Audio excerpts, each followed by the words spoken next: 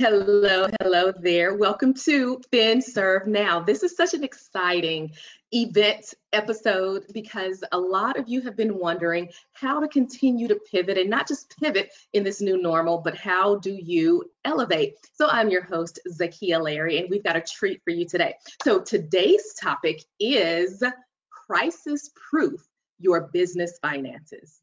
Yes, crisis proof your business finances. So this is a big topic, but let me tell you a little bit about why we're talking about this today. So you know that many of you real estate mortgage professionals, you understand the feast or famine part of the business, right? You eat what you go out and hunt. And so financial advisor William White will pull some insights from managing portfolios just like yours and show you how to maximize your money. And in this feast and famine, he will show you how to experience the feast and, as much as possible, avoid famine as the market continues to shift. Now, before I tell you a little bit about the brilliant Mr. William White here, I want to remind you, you can ask questions too. So please drop your questions in the chat box so that you can be a part of this conversation. So now let me tell you a little bit about our incredible feature, our speaker today. William White is the founder of Forge and Link Financial Group, a practice dedicated to the future you since 2014. During his time in practice, he has helped several families, business owners, and professionals create tailored solutions to reach their goals. He understands life has to have parity between enjoying the moments and building an estate for loved ones that follow. William often says he's in the business of building and cultivating relationships and simply being the compass on your journey. That's incredible, right? He yearns to understand the why, the risk you're willing to take, and what keeps you up at night, the numbers, and taking time to paint a portrait to get to your end result. And planning and connecting is what he does for his clients. So with that, please welcome the brilliant financial advisor, William White. Hello, hello. Hello. How are you today? I'm incredibly well. How are you? Oh, better than I deserve. Doing well. Doing good. Awesome. Well, we're so excited to welcome you to FinServe Now. And we just want to jump in, William. We get a chance to sit at the feet of some brilliant people during this series. And so to have you here today, we want all the goods, sir. So I hope you're ready to unpack with us because we're so excited to talk to you. Absolutely. Thank you so much for having me. My pleasure. It's our pleasure. So, William, I just want to jump right into it because you manage the financial portfolios of multiple real estate professionals. Is there something that industry professionals have in common in terms of habits that could potentially turn to financial pitfalls? Oh, absolutely. One of the biggest things is the lack of flexibility in the portfolio. A lot of times portfolios can be very retirement heavy. And especially whenever you have people who are fully commissionable, such as realtors, it kind of limits what they can do to expand on their business. And then also lack of protection. Those two work almost hand in hand. They don't really know what they're protecting against. And so as they're building, it kind of gets put in certain places that it really shouldn't be whenever they're trying to maximize their practice. Powerful. Thank you for that. I was a little surprised to hear that, yes, there are common threads.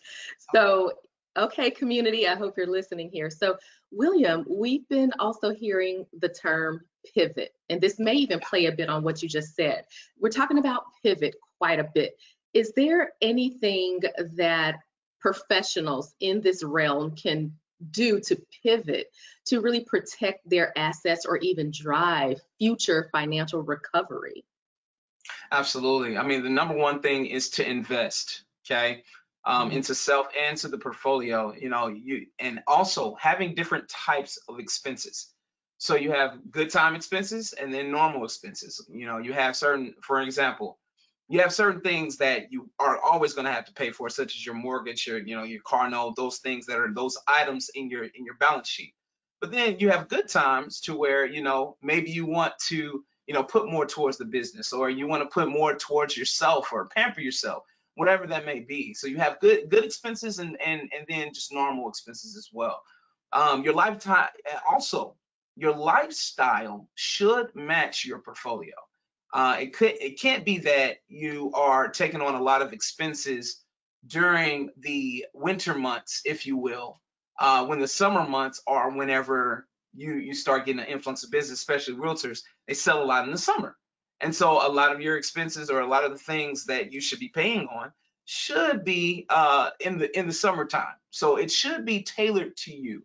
So those are some of the biggest things that you can do to pivot, is that you have intentionality about who you are, your profession, and how to segment certain expenses at certain times.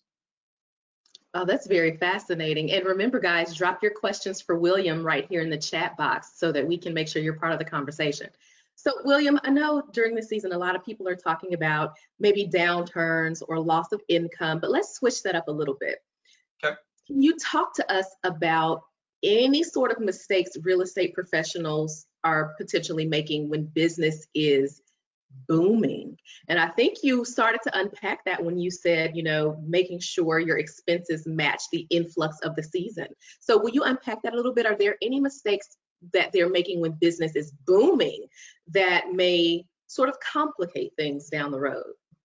Absolutely. Great question. One of the things is understanding that famine will come. A lot of times we hope for it not to come, but there are going to be times, if you will, in the sales cycle that you're going to have a famine. And storing up the proper amount to make sure that you're taking care of the normal expenses, if you will, is going to be essential. So whenever business is booming, definitely making sure that you're saving enough for the famine that may come, or being prepared if it does. So that's one. Number two is expanding your reach so that the famine doesn't hit as hard. And so one of the things that we talk about is having a good PR plan, but also a good marketing plan for your business to be able to expound on your business while it is booming. Instead of taking so many vacations or the trips while everything is booming, making sure you're investing into your business. That is a huge thing. I love that. William, you have done quite a bit in your career. Let's get a little personal here, because I think that in order for us to really see ourselves, often we see ourselves in reflection of other people. Here's what I mean. Is there financial advice you would have given yourself, knowing that you're a professional, right? What financial advice would you have given yourself 10 years ago? We're listening. Oh my goodness. Wow. It's so funny that you asked that, because that's literally what I ask my clients. I mean, even if you check out the website, we say the exact same thing. 10 years before, press rewind for a minute. What would you have said? Would you slap them around a little bit? So it's amazing that I'm getting that question now. And so, How the tables turn. Yeah, the tables turn, right? Yeah. I would have definitely, one of the things I would have did was, targeted online business a little bit more.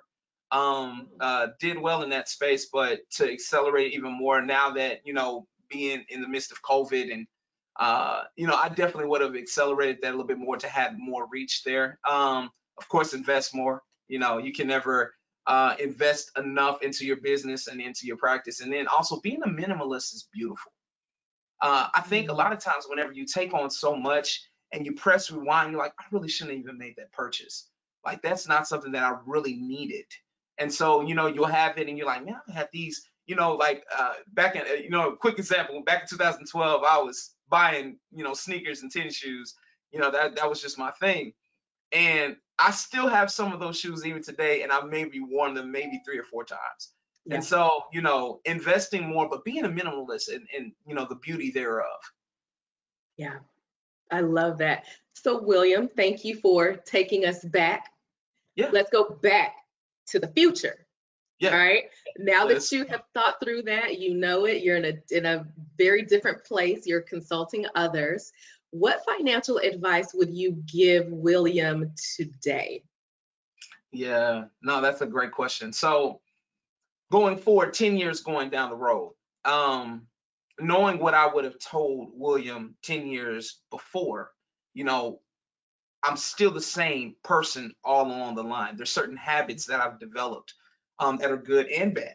And so the important thing that I would say is balance. Balance. There is, two behaviors that you're managing. You're managing the saver, you're managing the spender, right? Both of them have, that conflict of interest. And so being able to manage those better is essential. A lot of times whenever we're dealing with financials, we're not dealing with the X's and O's. We're dealing with the behaviors that are centered around, success or failure. Okay. So just managing those behaviors going forward and making sure that you're in the right position to capitalize on opportunities. That's what I would tell that guy. Yeah. So you know what, I'm gonna pivot a little bit here, William. So you just mentioned the spender versus the saver. Yeah. And I'm not going to ask you to give us a psychology analysis, right?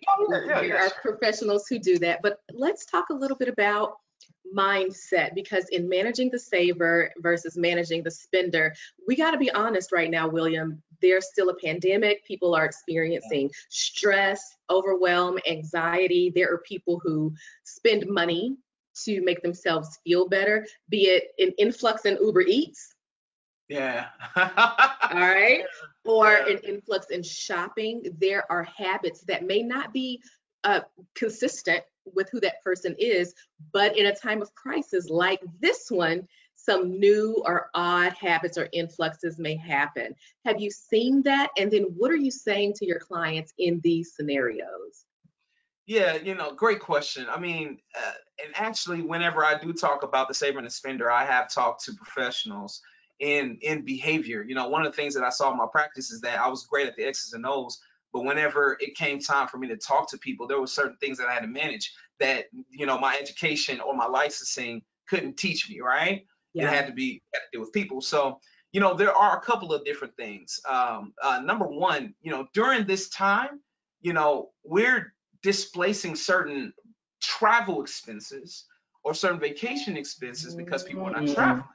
So those are some of the things that people are using that money in order to spend on.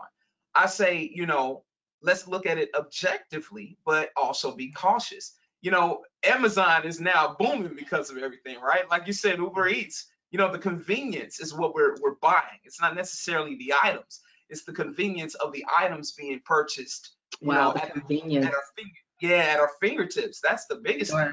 So managing that convenience, okay? So, giving yourself a limit, that kind of thing. Not taking it away, but giving yourself a limit to be able to still do those things, but have intentionality about what you're spending. I love that. Have intentionality about what you're spending. Guys, I know you're loving this conversation too, so please be sure, drop your questions here. So I'm going to pivot just a little bit. Let's see. This is so good, William, because you just shared about intentionality and managing self. So let's talk about the managing of self a little bit here. When it comes to working with clients, specifically in the financial services arena, what are some of the right questions you ask your clients to help them get to their best solution? Absolutely. Absolutely. Great question. Number one, are you impulsive or are you a planner? Are you the type that got to have it now? Or are you like, you pump the brakes, so like you're strategic? Which way do you work? Are you a guilty eater? That's a fun one that I ask. Are you a guilty eater? Are you the type that will eat something and then you're like, I shouldn't have ate that? Are you that type, right? Again, managing behaviors. Another one, if you didn't change anything right now, if everything stayed the same, would you be okay? Would you be okay 10 years from now? Would you be okay with yourself with this decision? When do you want to change? That's another one, because again, it's all about seeing a problem and getting that client to the solution. It's not about the middle, the journey. It can be taxing and working through it, but you come just like you go to the store to purchase milk. You needed milk, so you got milk. That's the transaction, but there was a purpose in between. So the end solution is you got the milk at home for your bowl of cereal. Okay. So that thing. And then enough is not talked about the coerciveness that happens if something doesn't happen. You know, this the if we don't change this today, who outside of yourself will be affected? What growth within self is causing you not to have the other blessings that may have came, or the other opportunities that you would have missed because of the lack of platform or growth? Hmm. Even in your financial portfolio, even in your life, whenever you're dealing with growth or you're dealing with betterment, you have to look at the coerciveness of, if this doesn't happen now, where am I going to be later? So those are some of the questions that we ask clients, and making sure they understand the whole scope, not just financially, but from a synergy standpoint and emotionally. Okay, your chart of life. If I'm not doing this now, what happens later? That coerciveness. Wow. Thank you for that. And I love that you make it so clear, and this isn't really intimidating. Before I go to my next question, we have people who are having a good time in the chat box here. Awesome, So awesome. let's pull one of the questions here. What percentage, okay, we're getting granular here, so this is a great next question. What percentage of monthly savings should go to retirement? Oh, absolutely. Great question. So, as a registered financial advisor, I have to be very general. Okay. Now, Okay. everyone's situation is going to be different. But what I will say is it's going to be anywhere from 10 to 15% starting off. And that's just a general rule of thumb. So if you make $100, it's going to be anywhere from 10 to $15 that you're going to be putting back towards retirement or future planning. To kind of add something, if I may, Sure. retirement retirement for retirement based on old planning was, okay, I'll work a certain amount of years and then I have enough in a pension plan or some kind of plan that keeps paying you, and then I'm good to retire. That is no longer the definition of retirement. Retirement now is I have assets, or I have something that is giving me money in perpetuity to pay my expenses. So thus I do not need employment in order to retire. And so that's the thought process. Okay, so especially whenever you're doing your planning, retirement can be a double entendre. It can be that Mhm. I'm building wealth and I'm also building retirement, but I have to have certain things that are balanced in order to get to that realm. So just a little nugget just a little nugget about what that means now versus versus the what was before, the new way, if that makes sense. It does. It does. It makes sense here. So let us know in the chat box if this, and I know it is, what is helpful to you, what's standing out to you, and what your questions are. So thank you for that, William. What, okay, I'm going to be a little transparent here for a second. Okay. For many years, and you know this about me, for many years, I've wanted to work with a financial advisor. Mhm. And no matter how confident I felt in my business, hello, professionals, some of you may understand what I'm saying here. No matter how confident I felt in my skills and my business and what I was able to pull in or how I was able to pivot, I was so intimidated at the idea of working with a financial planner.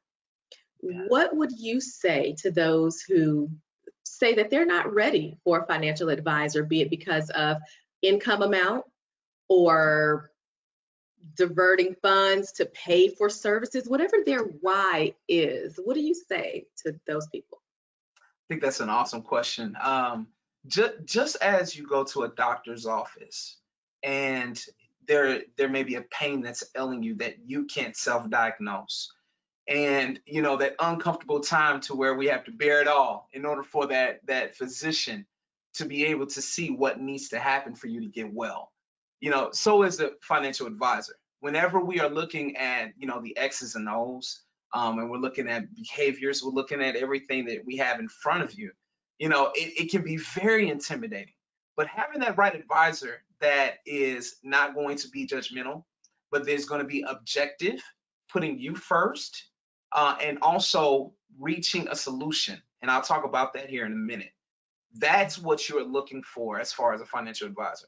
Now, when is the right time? The right time is whenever you have an objective that's clear, that is out of your realm. That's the right time.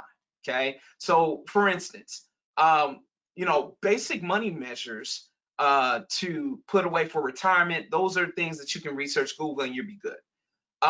Managing a wealth portfolio, that's whenever you need to come to an advisor, because a couple of things. Number one, we stay abreast with everything that is happening in the market. That's kind of our job. We have to make sure that we know what's going on, okay? Because we have what's called a fiduciary responsibility. Do what's in your best interest, okay? We have to consistently get education. All right. So if you're trying to buy a house, or if you are trying to eliminate debt, or if you are trying to, acquire certain businesses, that kind of thing, or you're trying to essentially build wealth to a certain amount, that's whenever you need the number cruncher, you need the person who could put the portfolio together, protection pieces that need to be in play. That's whenever you need to come. But in all honesty, there is a time whenever you should see a financial advisor, and there is not a time whenever you should see certain behaviors that you're trying to get together. That's a personal journey holistically. But whenever it comes time for you to be objective about what you're trying to do with your life from a financial standpoint, that's the right time. Interesting. Thank you for that. That was really fantastic. Question from our audience here. What is the biggest mistake clients make? Absolutely. Sticking with the plan, not doing it, not sticking with a plan. Okay. Now, there are so many professionals out there. There's so many different types of advisors. There's levels to advisors as well. What I would say is, too many times we have what's called the squirrel mentality, where we'll see something that we think may be better, but in actuality, it might not be. Okay. So if we know the holistic plan and we see the trajectory that you're trying to get into, and especially with all the nuances, all the things that, we were able to see and we want to try, it's good to do those things, but not having something that's solidified and that's going to be guaranteed that you work with for years to come, and you divert from that, you kind of derail your plan, and then you almost have to start over in the event that something doesn't work well. It's one of the things we have to do also is what's called risk management. So, if you do it right, you have a segmentation of certain things that you can do, some certain risks that you can take on with the liquidity that you should have, or the money that you have access to in your portfolio. But you got to have that strong tower, that thing that keeps going no matter what, that's got some kind of relevance or guarantee. So that's one of the biggest mistakes. People divert from the plan that's already really set. Even if I have a client that comes to me from another advisor and they want to see if the plan is right, I'm going to tell you, hey, that plan is right. You need to stick with that, because that's what's going to be good in the long run. So wow, thank you so much. Stick to the plan. So one of the biggest mistakes is people are not sticking to the plan. And thank you for unpacking what happens when they don't, William. Yeah. Chat box question. I love this, guys. I don't even have to write questions anymore. So let's partner, audience. Let's partner. No, here's a phenomenal question for you. Do you recommend whole life insurance policies as a primary savings tool? That's the awesome question. So this is how I'm going to answer that. There are different products. There are different types of planning, if you will, when it comes to insurance. Okay. You cannot deny the benefits that you have inside of a cash value plan if structured properly. Now, here's what I mean by that. There's a couple benefits, such as tax-free withdrawals, tax diverted accumulation. There's a lot of benefits that it has. But one of the things that we talk about here with our wealth management is there's 3 stages. You have what's called the inception of owning an asset, you have the holding of an asset, and you have what's called the dilution of the asset. Okay, so there's 3 stages: acquisition, holding, dilution. Whenever I purchase something, what's the cost and what do I have to get into it? The holding, how much does it cost for me to keep it? And then whenever I get out of it, what do I get out of it? And what do I go back into acquiring? So To answer that question a roundabout way, if the whole life contract is set up properly, it can be a great piece of the portfolio, but it should not be the overall portfolio. There should be, if you're doing it for retirement planning, for estate planning, whatever that may be, from a general rule of thumb, it could be a great measure because of that thing, the dilution, or whenever you're selling it off. But it really has a lot to do with how everything is structured by that agent. That's what that I'll leave that there. So great question. I wasn't expecting that. That was I good. know that was such a good one, right? That was fantastic. So, Yeah. William, we only have a few minutes left, and this is so good. Let me throw in another question here. Okay. So, there's fluidity in our current state of affairs, and yet there are some key practical things entrepreneurs need to put in place now to protect one and grow their wealth. What are some key recommendations to, even in a fluid environment, to protect and grow wealth as an entrepreneur? Absolutely. Number one, investing in the self. I can't stress that enough, because the only way that you're going to metastasize or grow your business is for you to be able to have cash on hand and to be able to have funds on hand to reinvest. Okay. The next thing, on that, marketing is key. Okay. Having a structured marketing plan. All right. Tracking your numbers. A lot of times when entrepreneurs are going, they have a hustle. Okay. No shade, but they have a hustle. They're grinding, they're moving, they're moving, they're moving. In order to transfer that over into a practice, there has to be scalability. You have to be able to scale where you're trying to go, or track where you're trying to go. And regardless of whether it's apps, spreadsheets, whatever, making sure that you are tracking is essential. Um, Another thing, create an identity. Okay, a businessman once told me, whenever I was first starting, he said, "Don't. Whenever you try to do too much, people don't know what solution you have to solve a problem."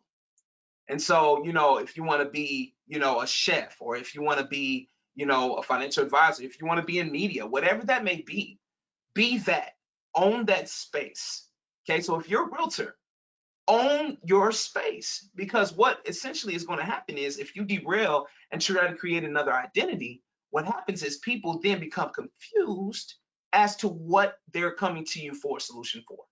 So create an identity that is consistent and that is intentional, and then also be realistic about your expectations that you have out of yourself.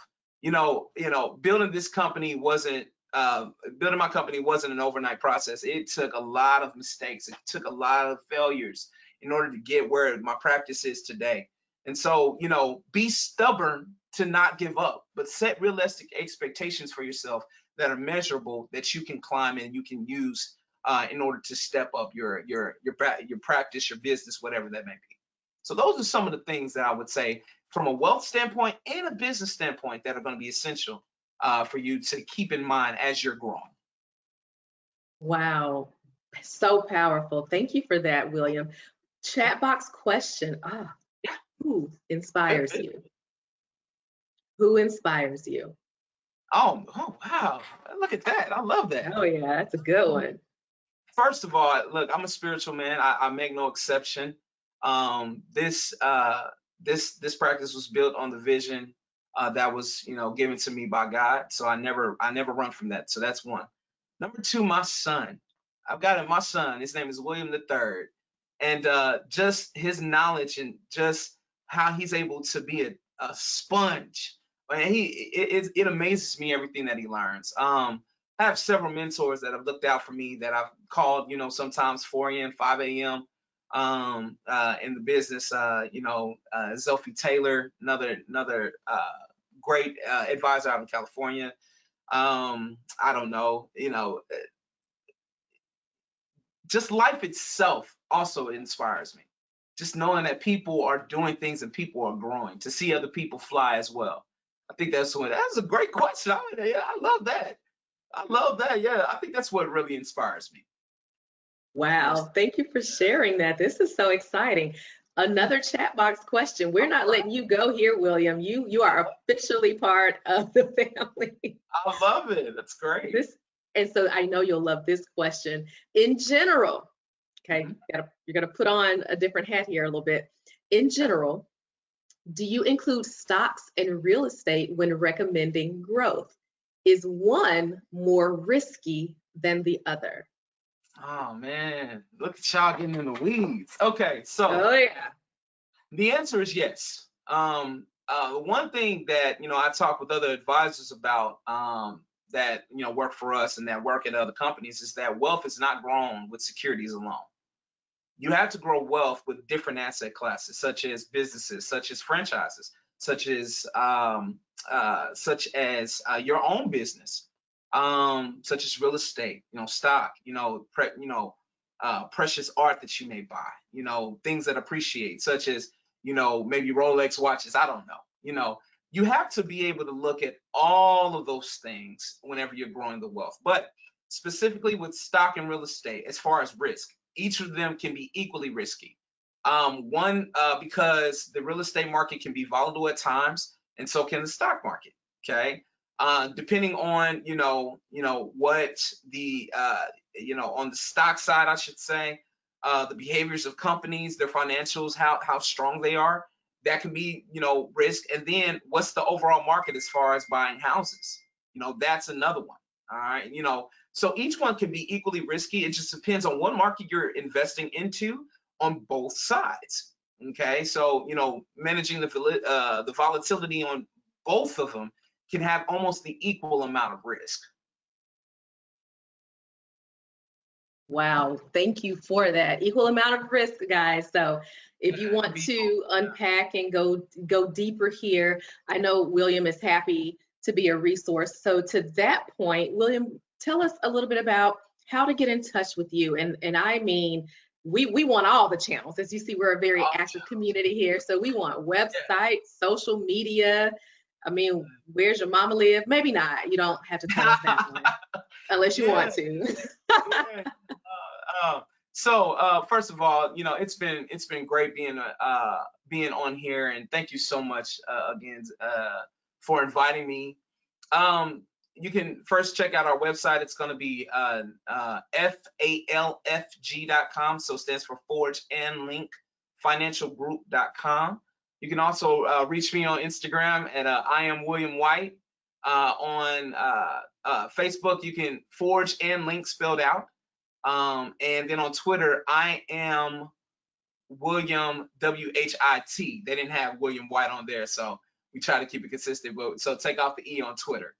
All right. So those are all of my platforms. Listen, I'm very excited. I'm very passionate about what it is that I do.